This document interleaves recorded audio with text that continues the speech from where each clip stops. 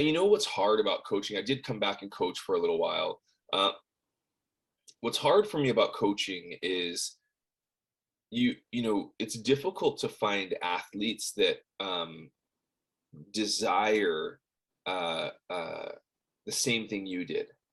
And so it's hard to relate to people, right? It's like really difficult when you show up and you're coaching kids, you're spending the same amount of time, on the track as you did when you were training, and even more on the, like the prep side, writing training and all that kind of stuff, which you're willing to do, if you can relate to someone's desire to be the best in the world, right? It's like, what, in my mind, it's like, why else would you be out here if you don't want to be the best in the world? And so, for me, like, starting to realize that, hey, not everybody comes out here to be the best in the world, like that starts to get frustrating, because it's like, well, like, I'm just wasting my time. Like, why am I doing this if you don't want to be the best? If you don't want to go to the Olympics, like, why are we here? Yeah. And I'm not blaming the athlete at all. Like, that's just the reality. Like, some people, not everybody wants to be, an Olympic gold medalist. Some people come out because it's a sport that they love, but they're not they don't have aspirations of being that. And in my head, it's like everybody should feel that way, right? Because that was the way I thought. And so coaching was difficult for me. So I enjoy coaching, on my terms. I helped coach, some kids out here in high school, because they wanted to throw the discus. And so I went out and helped them, with that. And they had, the next week, through massive personal bests and things. I love doing stuff like that, but having to coach every single day, and not getting to decide who and when and how, that gets a little bit, I would say that's more draining for me than it is fulfilling. But being able to kind of coach on my terms, like decide when and who, and how we want to do it, like that's fulfilling for me. I enjoy that. And so I'll pop my head in here or there and coach. I still like watch video. I still study the sport. I still watch athletes compete and have all my thoughts and my comments on their technique and all that kind of stuff. But I usually keep that stuff to myself, or to just with me and my wife and my family. And then if somebody reaches out, or somebody needs some help or something like that, I'm always down to like go and give them my opinion. But I take a step back now. I think I've realized now that it's like, listen, I had my time.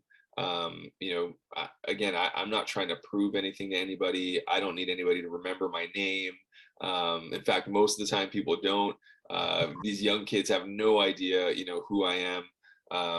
And for me, that's okay. I don't mind that. I mean, the people that I love, the people that are important to me, were on the journey with me, and got to experience it with me. And that's what's important. And, if nobody else, thinks that it was that great, that's okay. I'm moving on to the other stuff. So I don't do a whole lot in the sport. You know, I like I said, I'll pop in here or there if people want, but other than that, I'm on to a new chapter in my life, and I'm trying to, be the best at that, and hopefully I'll achieve the same, levels of success with this new chapter as I did with the previous one. I was going to say, I guess we're not going to see you on NBC commentating the track and field events. No, and I'm probably not good at that, right? It's like, I mean, I love to talk about the sport, and I can sit and talk with people and do that sort of thing. And I've done some commentating before, but really, I mean, those guys that do that, I think Otto Bolden is one of the guys that does that now. And, they're extremely talented and gifted, and they're passionate about what they do there. And so, so they study it, and they become, they've really gotten themselves to a place to where they're amazing at doing that job. For me, it was just hard. It's like, I don't mind doing it. I love doing it. I study the sport and all that kind of stuff. But I don't know. It just wasn't something that I was really passionate about. I had been traveling all over the world. I didn't want to keep doing that. I like to be home with my family. I like track and field. I mean, or I should say, I love track and field. I love the sport. I mean, I love to watch it. I love to be at track meets, but but again, I want it to be on my terms, right? I don't want it to be something that I'm enslaved to, where I have to go because somebody's telling me that I need to be there. It's like I want to go and just enjoy it.